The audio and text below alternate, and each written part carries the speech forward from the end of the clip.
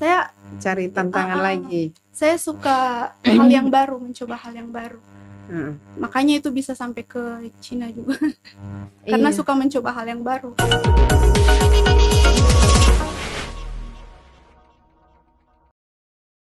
Assalamualaikum warahmatullahi wabarakatuh. Nurul Saadiah Tilahunga. Ya, selamat datang di podcast ini. Diah ya, panggilannya Diah. Diah ini mahasiswa kedokteran di Changsha. Di Changsha di Tiongkok. Iya, jadi ini ada ada cerita ini. Atia dia bilang dia jawab yang Wuhan yang pertama itu COVID ya, COVID. Terus dia tulis di situ ada di kuis itu cuma ada Tiongkok. Dia bilang, "Mama, saya tidak temukan Cina, cuma ada Tiongkok." Iya. Oke, jadi dia ini Fakultas Kedokteran, ya mahasiswa kedokteran di Tiongkok, di Changsha. Dari itu kenapa dia sampai berani memutuskan untuk keluar? Apalagi dia ini anak satu-satunya ya. Dia anak satu-satunya tapi berani memutuskan untuk kuliah jauh dari orang tua di Cina pula. Kalau masih di masih di luar daerah masih biasa itu, tapi ini di luar negeri. Kemudian dia sendiri anak tunggal tapi bisa berani memutuskan untuk kuliah di luar negeri. Sebenarnya awalnya itu niatnya ambil kedokteran di Indonesia.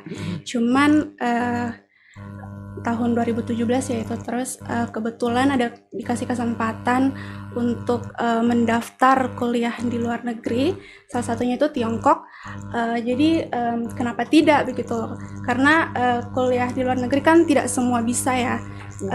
Kesempatan yang besar, cuma datang satu kali. Jadi saya mikirnya sayang sekali kalau tidak diambil begitu. Walaupun anak satu-satunya, apalagi perempuan ya, ibu juga sempat tidak merestui, sangat melawan. Jadi yang biasa kemarin, ibu. Iya, jadi kemarin yang setuju saya keluar negeri itu cuman bapak. Jadi bapak yang full mendukung, ibu yang masih mau sekali saya tetap kekeh kuliah di Indonesia. Tapi karena saya meyakinkan ibu, meyakinkan bapak, akhirnya diberikan restu untuk kuliah di luar negeri. Iya. Kenapa sampai di Cina begitu? Pilihannya harus di Tiongkok. Kebetulan kemarin itu kesempatannya di Cina ya. Ada dapat informasi dari mana untuk? Itu kemarin dari salah satu institusi pelajar. Jadi itu namanya Institusi Pelajar Indonesia Tiongkok. Jadi mereka bekerja sama dengan kampus-kampus di Tiongkok untuk mendaftarkan mahasiswa pelajar Indonesia yang ingin berkuliah di Tiongkok. Jadi ikutan mendaftar. Dapat infonya dari mana? Infonya itu kemarin dari Makassar, dari bimbel di Makassar. Oh, jadi dia sebelum ikut tes ke sana itu ikut bimbel dulu? Iya, ikut bimbel dulu. Kelas 3 iya, SMA? Kelas 3 SMA. Iya, terus untuk, itu bukan Pak Dahlan Iskan ya? Iya, Pak Dahlan Iskan. Iya, Pak Dahlan kan, yang programnya Pak Dahlan. Yang di Surabaya. Itu ada beasiswanya? Beasiswa ada itu di tahun pertama. Tahun pertama ada beasiswa. Tahun pertama 1 tahun, kemudian untuk tahun 2 sampai tahun terakhir itu kita biaya mandiri. Tapi di sana juga di Tiongkok itu pemerintah Cina dia menyediakan beasiswa khusus untuk international student. Jadi beasiswanya itu 1 tahun untuk mahasiswa dengan akademik yang baik. Dia dapat beasiswa? Alhamdulillah tahun kemarin dapat. Tahun kedua dapat ya? Ya. Jadi tahun pertama beasiswa yang dari mungkin yayasannya Pak Dahlan.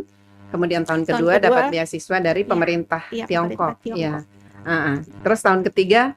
Tahun ketiga karena di sini jadi belum dapat kesempatan. Iya. Berarti dia selama 2 tahun full kuliah di sana? Iya, 2 tahun full. Iya. Itu berapa orang dari Gorontalo yang satu angkatan dengan dia? Satu angkatan dari Gorontalo itu 2 orang. 1 perempuan juga sama-sama dari sama-sama bimbel di tempat yang sama itu. Terus untuk tahun sebelumnya ada sih, tapi satu orang, Satu cuma orang. satu orang, iya. Iya, mungkin orang-orang belum tahu atau Iya. banyak yang ikut juga, tetapi yang lulusnya cuma belum banyak yang tahu. Iya. Setelah dia kan banyak Iya, ya, setelah banyak. saya banyak itu mereka ada di Hubei, ada di Shanxi. Oh, jadi beda-beda kota. Iya, beda-beda provinsi, beda kota. Provinsi. Iya. Nah, dia itu sebagai anak tunggal ya, Iya. pasti sedih sampai di sana kan pasti kangen orang tua. Iya. Itu bagaimana waktu sampai di sana? Di sana homesick pasti. Cuman ya satu-satunya cara mengobati homesick ya dengan telepon mama, telepon papa tiap hari, tiap malamnya, bertukar kabar. Gitu. Iya. Tapi untuk persiapan ke sana, jadi kan setelah dinyatakan lulus, itu kan masih ada persiapan dulu ya? Iya. Ada sebelum keberangkatan itu kita ada les bahasa. Les bahasa Inggris sama les bahasa Mandarin. Itu di mana? Di Makassar. Saya anunya di Makassar. 2 minggu Mandarin, bahasa Inggris itu kalau tidak salah kemarin 1 bulan. Gitu. 1 bulan bisa cukup ya? Iya, untuk dasarnya. Untuk dasar, iya. Tapi untuk perkuliahan di sana pakai bahasa perkuliahan kita bahasa Inggris, tapi karena beberapa dosennya juga ada yang dosen dari Tiongkok, asli Tiongkok, jadi dicampur, combine bahasa Inggris sama bahasa Mandarin. Iya, dan dia sekarang sudah lancar ya bahasa Mandarin? Dibilang lancar sih tidak lancar, cuman bisa lah. Mengerti apa yang dikatakan, apa yang disampaikan sama laoshe, sama guru, dosen, sama bicara sama orang lokal untuk bertransaksi setiap hari itu bisa. Iya kan, selama di sana kan mahasiswanya kan lebih banyak yang orang sana ya? Atau ada juga dari negara-negara lain? Kita itu di sana satu kampus itu ada yang khusus untuk mahasiswa lokal Chinese sama mahasiswa internasional. Jadi saya itu termasuk di mahasiswa internasional. Jadi misalnya satu kelas itu kita semua dari luar daerah, dari luar negeri. Iya, berarti itu komunikasi di dalam bahasa Inggris. Iya. Untuk bahasa Mandarinnya? Bahasa Mandarin itu dengan orang lokal. Dengan orang lokal. Tapi dosen ngajar juga yang orang bahasa Inggris. Iya. Nah, kalau orang lokal tetap bahasa Inggris juga. Orang lokal mereka ngajarnya. Ngajarnya iya tetap bahasa Inggris. Tapi mereka juga tetap pakai bahasa Mandarin. Ada kesulitan enggak waktu awal-awal? Kesulitan dari segi misalnya bahasa, sudah ada persiapan dari sini walaupun mungkin belum maksimal ya. Berapa lama persiapannya? Persiapan bahasa dari Indonesia. Kursus bahasa Mandarin. Mandarin itu kemarin kita cuma persiapan 2 minggu. Ya, apalagi cuma 2 minggu kan. Jadi kan ya masih sangat kurang lah. Iya, sangat kurang. Jadi dari segi bahasa, kemudian budayanya orang sana mungkin atau apa yang jadi kendala di sana? Ada bahasa hambatan? Bahasa itu pasti. Jadi kita di sana satu program pendidikannya itu 1 tahun wajib itu harus lulus. Dia kayak TOEFL-nya Mandarin. Jadi itu harus lulus HSK level 3. Itu untuk 1 tahun wajib belajar bahasa Mandarin. Untuk budaya, culture shock itu banyak sih.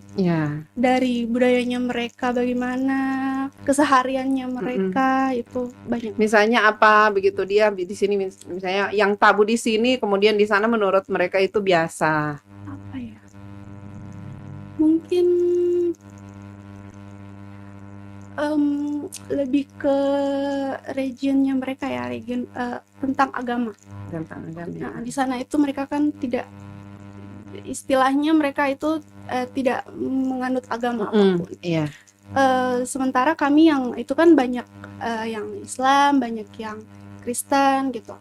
Jadi di sana untuk urusan agama itu benar-benar tidak diperbolehkan. Untuk ibadah saja kami tidak bisa ibadah di luar kamar. Itu wajib. Jadi harus dalam kamar. Wajib ibadah di dalam kamar. Berarti di sana tidak, di sana pernah puasa enggak? Puasa. Pernah puasa ada di sana begitu? Selama 1 bulan. 2 tahun berturut-turut itu puasa di sana, lebaran di sana. Puasa 2018, 2019 itu puasa di sana. Tapi puasanya sama ya jamnya? Jamnya lebih lama. Lebih lama berapa jam? Sekitar 14-15 jam. Jadi sahurnya jam 3, buka puasanya itu jam 8. 7 atau 8 malam gitu. Iya, tapi tidak ada ini. Tidak ada. Tidak ada keluhan. Alhamdulillah Justru di sana kita lebih nggak berasa puasanya daripada di sini. Itu Mungkin bertepatan musim apa itu? Itu musim panas. Oh. Musim panas, dia suhu di sana bisa sampai 36-37 derajat. Malah pernah sampai 40 ya di Iya, Cina iya. Iya. Terus dalam hal kuliah itu memang tidak ada hambatan atau apa yang dirasakan di sana? Untuk hambatan kuliah sih banyak ya, karena belajar kita yang orang-orang yang belajar di Indonesia saja yang pakai bahasa Indonesia, apalagi kedokteran itu sangat susah untuk dimengerti, apalagi yang kita yang pakai bahasa Inggris gitu ya. Tapi dia dibawa enjoy saja, dinikmati saja prosesnya. Tapi dia memang cita-citanya memang jadi dokter ya? Iya, cita-cita dari kecil itu memang dari dokter. Memang dokter. Nah sekarang kan dia kuliah di sini nih, masuk semester 8. Masuk semester 8. Iya. Harusnya kan semester 8 ini sudah mulai ya persiapan untuk penyelesaian studi. Iya. Sekarang itu harusnya kita di sana itu masuk namanya itu observasi hospital. Jadi kita ke rumah sakit dengan Laosha, dengan dosennya di sana. Cuman karena terhalang dengan pandemi ini, jadi anunya di sini coba-coba apply untuk masuk rumah sakit di sini, observasi di rumah sakit sini. Tapi bisa dibolehkan itu? Sebenarnya sih tidak diperbolehkan, bukan tidak diperbolehkan, maksudnya untuk persuratan apa itu kan susah ya. Iya. Karena yang koas saja mereka itu kesulitan untuk ambil koas di sini. Jadi masih berusaha untuk. Tidak ada solusi dari pihak kampus? Dari pihak kampus belum ada sih. Karena mungkin yang observasinya itu dia semester 9, cuman karena kita anunya itu pengennya semester 8 saja karena sekarang masih ada mata kuliah? Masih. Jadi kuliahnya online. Kemudian untuk praktek-praktek itu kan harusnya tetap ada ya? Harusnya ada. Dari tahun 2020 itu kita sebenarnya udah harus sekali masuk lab skill. Cuman karena pandemi jadi ditunda sampai kita bisa balik ke Cina. Iya. Nah, waktu pandemi awal-awal ya, dia itu lagi di mana?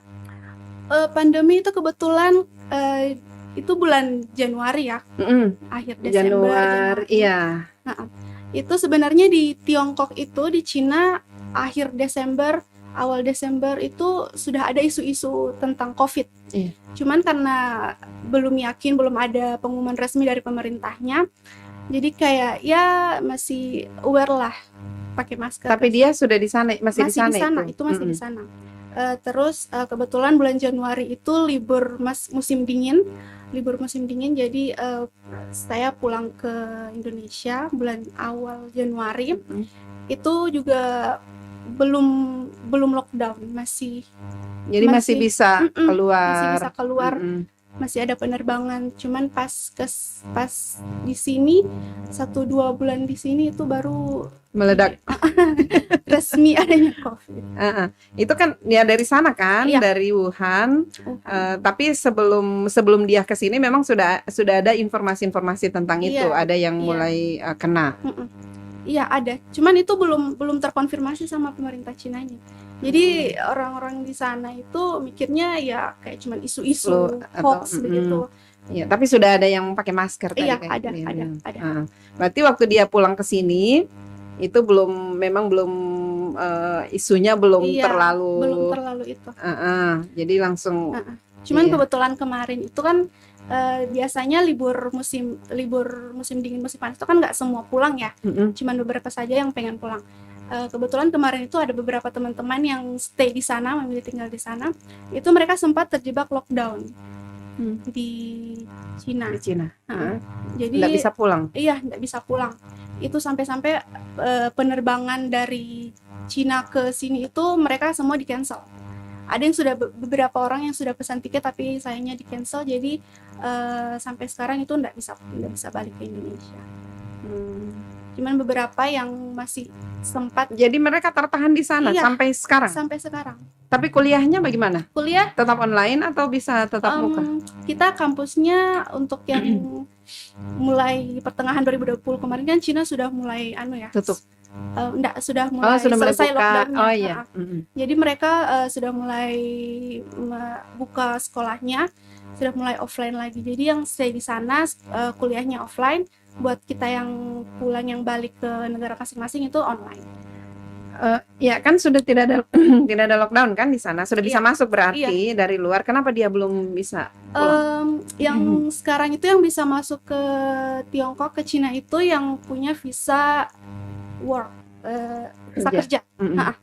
Untuk visa student itu kami belum diperbolehkan. Oh, jadi bisa ada orang masuk, tapi kalau untuk visa yang kerja, untuk belajar belum, yang belajar traveling belum bisa. Hanya untuk yang kerja saja. Berarti, nah ini kan yang tertahan di sana ini memang bisa dibilang mereka beruntung, dibandingkan yang harus pulang. Tetapi kan satu sisi mereka tidak bisa jauh dari orang tua ketika pandemi ini terjadi. Nah, cuman ada perbedaan enggak?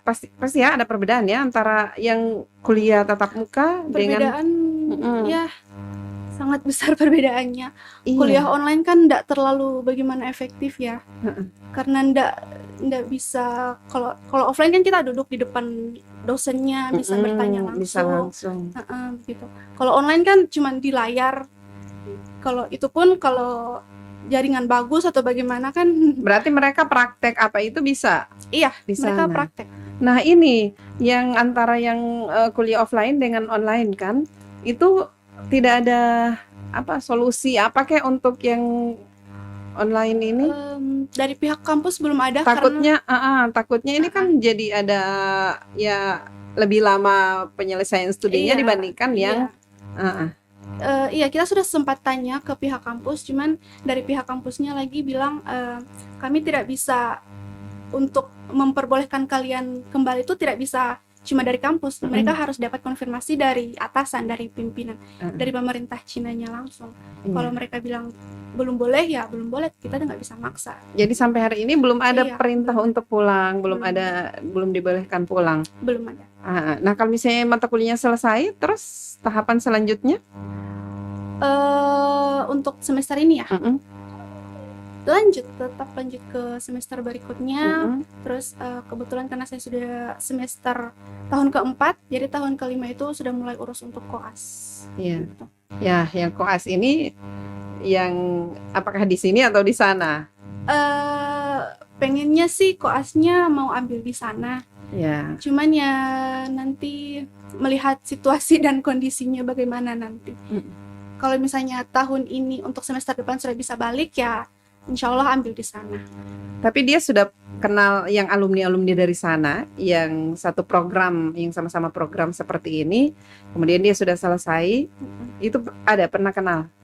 Bagaimana mereka setelah studi dari sana, kemudian karena katanya harus ada penyesuaian lagi di sini. Untuk pelajar di luar negeri itu sendiri, kalau mau balik ke Indonesia memang harus ada penyetaraan. Selama minimal itu kalau tidak salah 1 tahun. 1 tahun penyetaraan. Habis itu ikut ujian. Kalau untuk kedokteran itu ada ujian ID, Ikatan Dokter Indonesia. Jadi itu wajib untuk. Kalau tidak ikut ujian itu tidak diperbolehkan untuk praktek di Indonesia. Iya, kalau insya Allah ya dia selesai koas nanti, itu maunya tetap di sana atau di sini?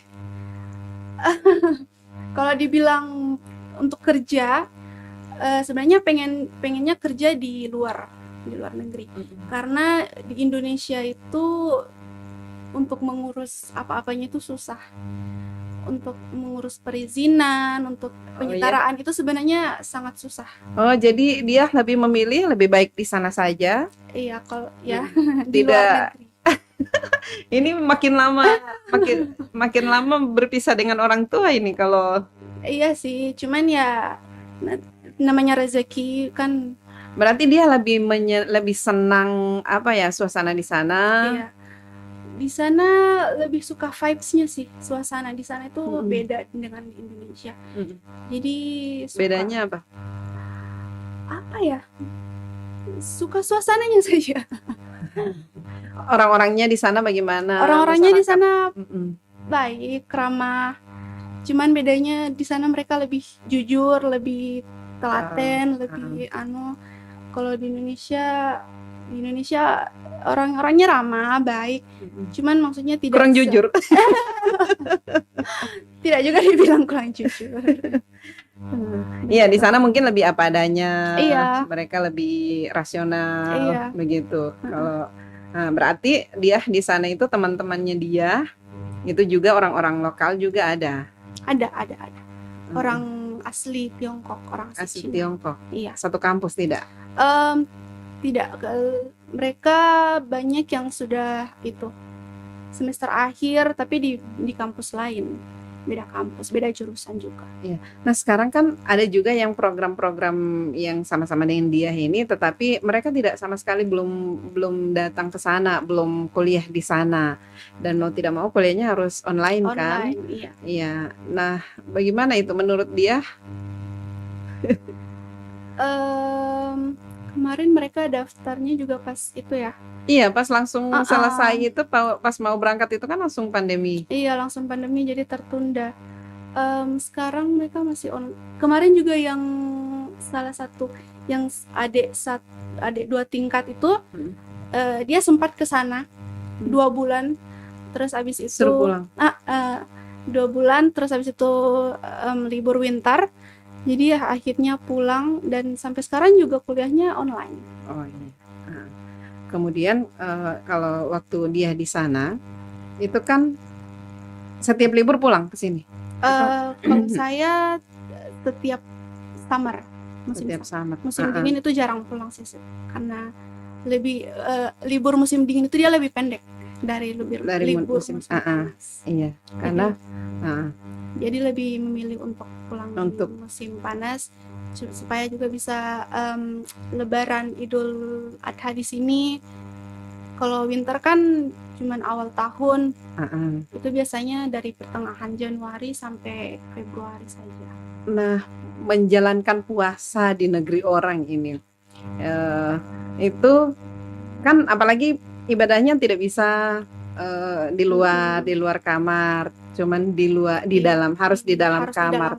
Itu dia menjalani hari-hari itu bagaimana? Menjalani hari-hari biasa sih. Kita untuk ibadah, untuk sholat itu kita pernah coba untuk berjamaah tarawih, tapi akhirnya itu diketahuan sama pihak kampus dan akhirnya kita dikasih peringatan, dikasih surat pernyataan.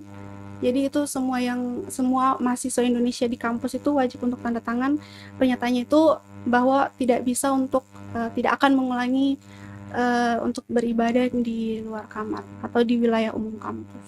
Oh, jadi sholatnya di luar? Iya, kemarin di mana, di kampus? Iya, kita kemarin di asrama. Jadi sholat Idnya tidak? Kalau sholat Id itu ada masjid, kebetulan ada masjid di Changsha.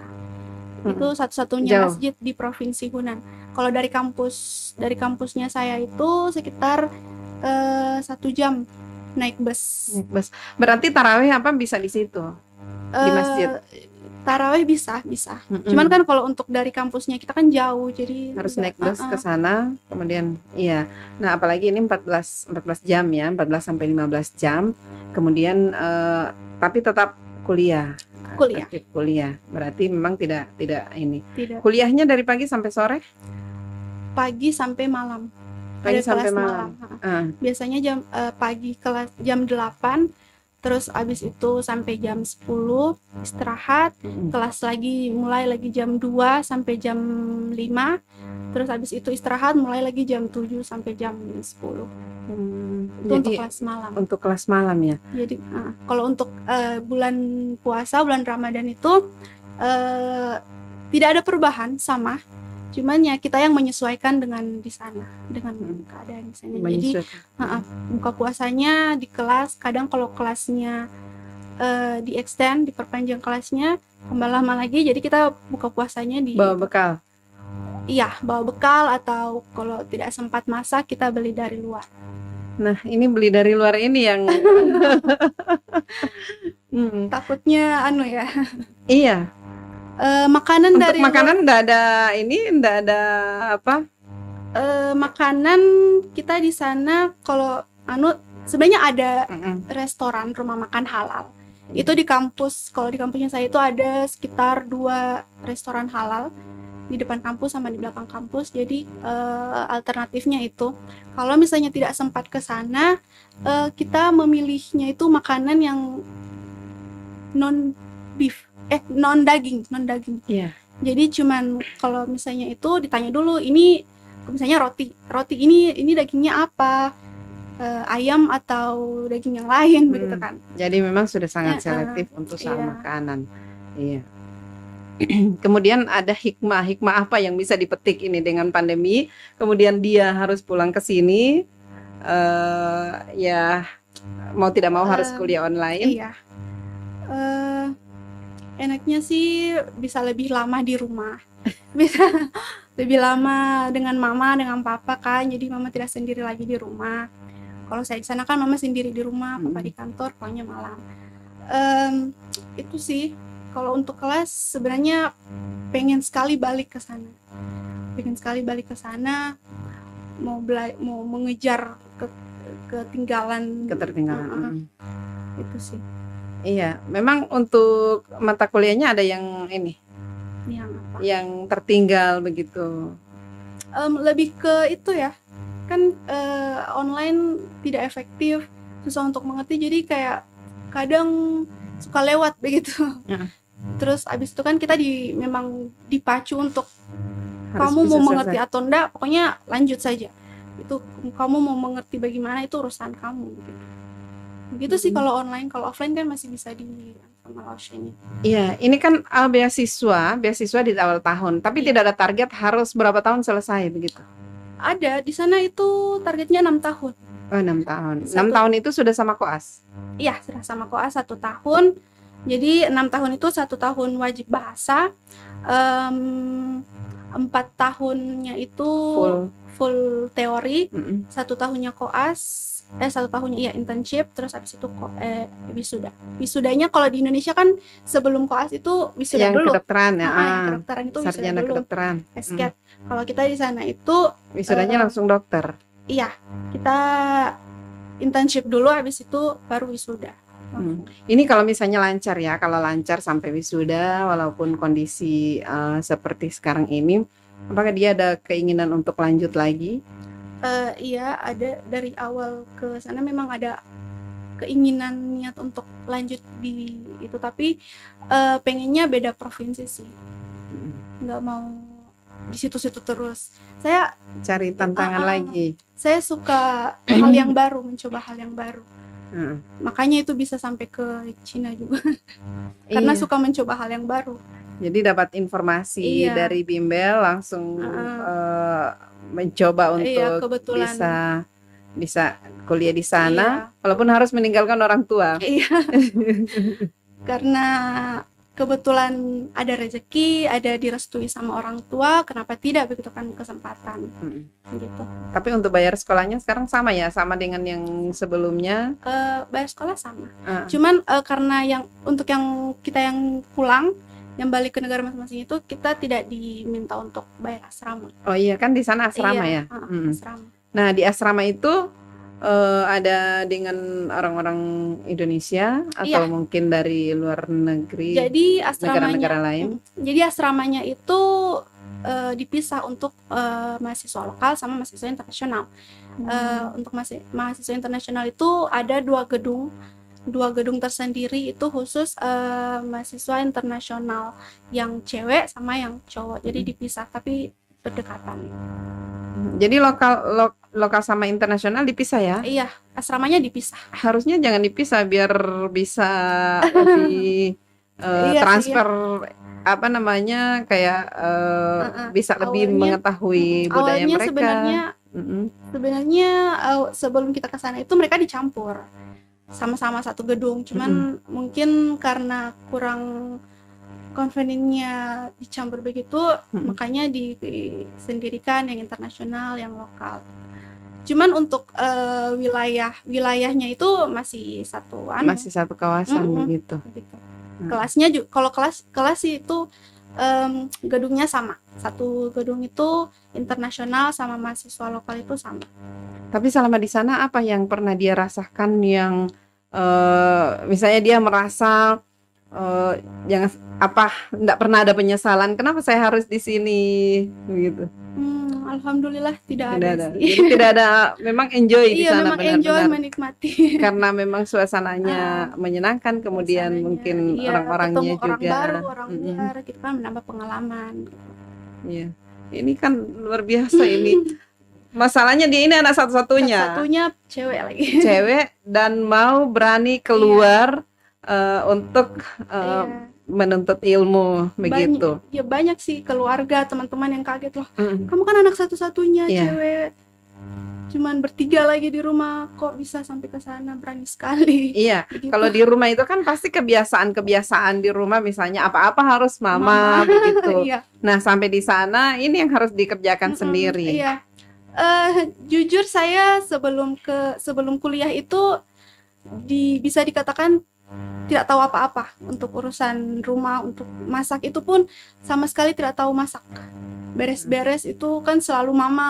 Yeah. Sesampainya di sana itu karena cuman sendiri, jadi mau tidak mau yang tadinya tidak tahu masak tiba-tiba harus masak. Baku muka dengan kompor, ya bagaimana harus masak. Jadi harus masak karena apa? Mau tidak mau harus masak itu karena untuk beli makanan di luar juga kan tidak bisa sembarangan. Iya, di situ dia tidak merasa tidak ada kenapa saya harus di sini, saya harus masak sendiri, tidak, karena itu sudah keinginan ya. Iya, sudah, karena memang dari ini diri tips saya sendiri. Ini tips sebenarnya buat orang-orang yang mau yang mau sukses. Jadi meskipun biasa kan orang kalau saya keluar itu nanti saya harus masak sendiri, saya susah apa-apa biasanya dengan orang tua, tapi ini tidak. Jadi karena keinginan sangat kuat untuk sekolah di luar, maka apapun bisa tantangan apapun pasti akan bisa dihadapi. Betul. Iya. Jadi dalam transfer ilmu ya dari dosen ke mahasiswa, yang paling dia rasakan paling sulit itu apa? Untuk pelajarannya begitu. Semua sih sebenarnya. Apalagi bahasa Cina. Bahasa Cina itu kan kalau bahasa Inggris kan hurufnya masih sama, masih alfabet ya, A B C D. Kalau Cina itu dia garis, salah ada garis. Kanji, bukan huruf kanji ya kalau Iya, sejenis kanji, tapi namanya kalau kanji itu kan Jepang ya. Kalau Cina itu dia namanya Hanzi. Oh iya. Mirip-mirip dengan Jepang, cuman dia lebih bisa dikatakan lebih rumit anunya. Garis-garisnya itu. Bahasa Cina itu beda nada, dia beda arti. Oh. Jadi misalnya apa ya? Misalnya fun. Fun itu nasi, beras. Kalau beda nadanya lagi itu artinya sudah yang lain lagi. Begitu. Beda nada ya, kayak apa misalnya? Apa ya? Penyebutannya. Fun. Oh. Gitu. Iya, jadi kalau beda nada dia sudah artinya sudah lain. Iya, beda lagi, iya. Jadi kita bicara di sana itu kadang ya kalau misalnya cepat-cepat bercerita itu kadang orang lokal tidak mengerti. Jadi mereka tinggal pakai bahasa isyarat dengan orang di sana. Coba lihat foto-fotonya dia yang di sana.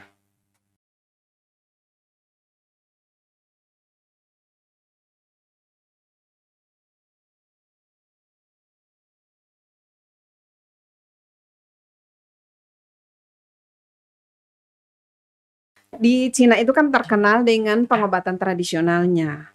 Nah, dia mungkin bisa melihat bagaimana karena dulu saya itu tahun 2012 mungkin ke sana dan kita dibawa ke salah satu tempat yang ada pengobatan Habib ya namanya, apa di Cina itu apa ya saya lupa. Jadi ada salah satu tempat yang di situ ada pengobatan tradisional. Mereka lebih terkenal dengan pengobatan tradisional. Nah, dalam dia kuliah di sana ya, itu ada enggak sempat misalnya dapat ilmu-ilmu tentang itu, Iya. begitu. Untuk kita yang kuliah kedokteran di Tiongkok itu memang ada dua subjek itu untuk belajar traditional medicine. Jadi itu belajar akupuntur, Ada juga ya? iya, belajar massage itu.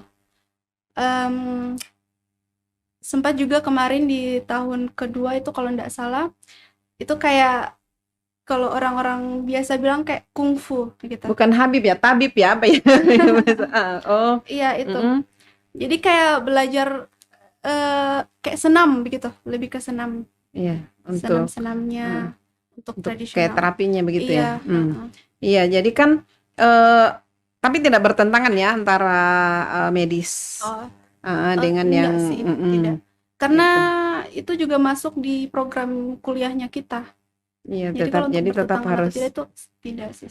Maksudnya begini, yang pengobatan tradisional mungkin ada ramuan-ramuan yang khusus untuk di sana yang digunakan untuk pengobatan itu.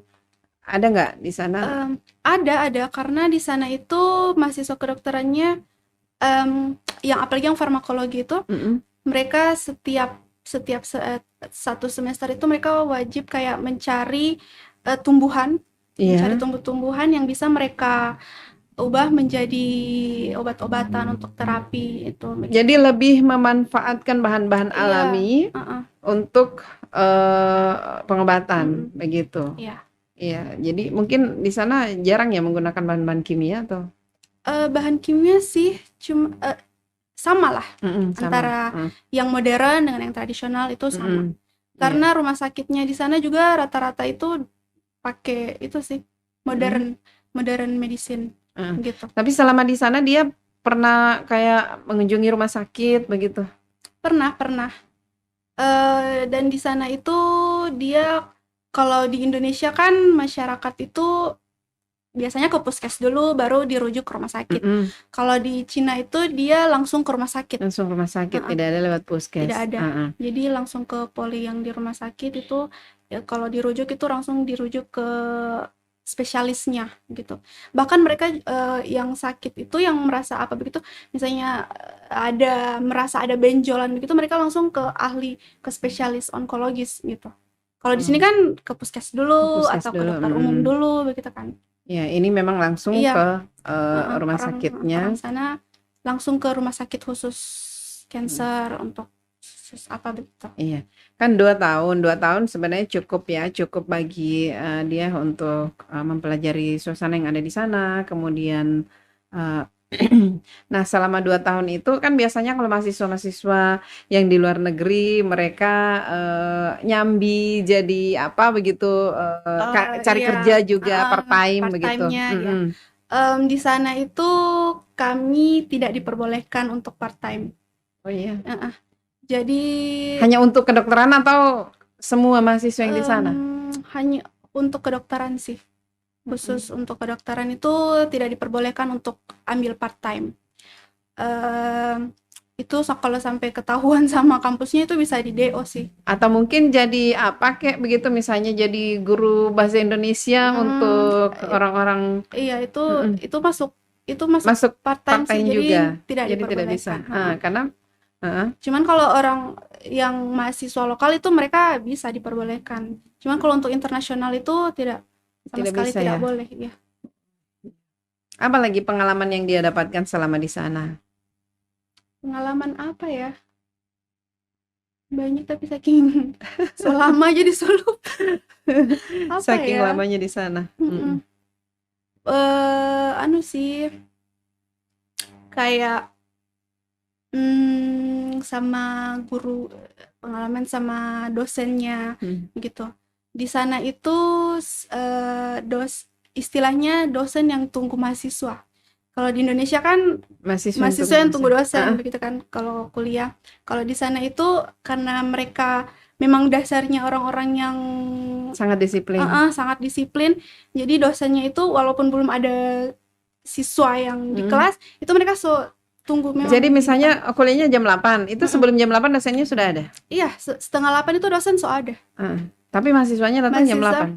Iya, banyak karena pagi ya, jadi banyak yang itu datangnya pas jam 8, tapi dosennya itu suka datang Dan setengah mereka jam. tidak marah atau apa menunggu begitu? Marah sih marah ya, karena dari setengah 8, cuman kan seharusnya memang kita datangnya setengah 8 juga. Cuman karena satu dan lain hal mungkin mereka telat atau bagaimana, jadi ya paling ditegur, dikasih peringatan begitu-begitu. Iya. Oke, terima kasih sudah berbagi. Semoga ini menjadi inspirasi ya. Maksudnya begini, selama pandemi walaupun kuliahnya online tidak perlu berkecil hati karena apa? Tetap juga dapat belajar juga tetap lancar walaupun memang tidak maksimal ya.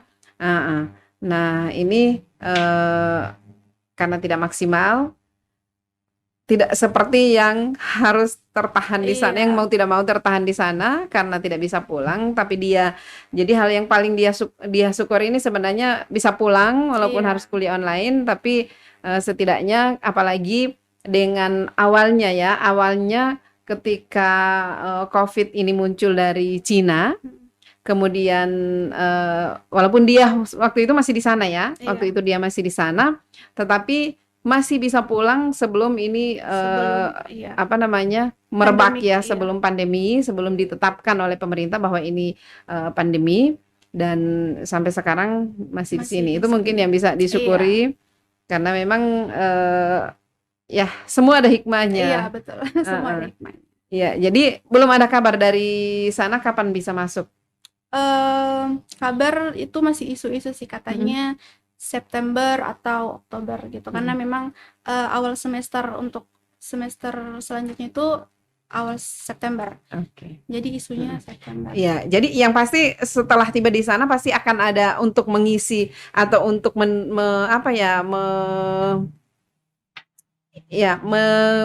bukan menutupi ya, untuk mengisi kekosongan ya yang selama ini, misalnya yang selama ini hanya online, kemudian untuk mengejar itu mengejar ketertinggalan itu pasti sudah ada program-program khusus dari pihak kampus untuk dari tahun kemarin kita memang sudah dikasih tahu, sudah katanya itu karena sudah istilahnya kan kita di sini kebanyakan libur walaupun online tapi kan di rumah, jadi dari kampus itu sudah ada pengumuman memang dari tahun lalu itu kalau kita saat sudah bisa balik ke sana itu akan semua kelas-kelas yang tertunda kemarin yang online itu dia akan di make up, jadi akan diganti di tahun. Kalau kemarin kan itu ya, jadi di sana tuh kayak summer mungkin atau apa ya, bukan? Kalau misalnya baliknya September ya mulai September itunya make up kelasnya. Iya, maksudnya begini, mungkin lebih yang sudah didapatkan secara online tapi lebih diperdalam lagi ya. Iya, begitu. Tapi tetap bersamaan dengan kelas selanjutnya gitu. Jadi memang betul-betul dipacu untuk bahkan mereka sudah beritahukan itu kalau kita biasanya kan ada libur winter sama libur summer ya. Untuk tahun berikutnya itu untuk libur winter itu mungkin 1-2 minggu saja gitu.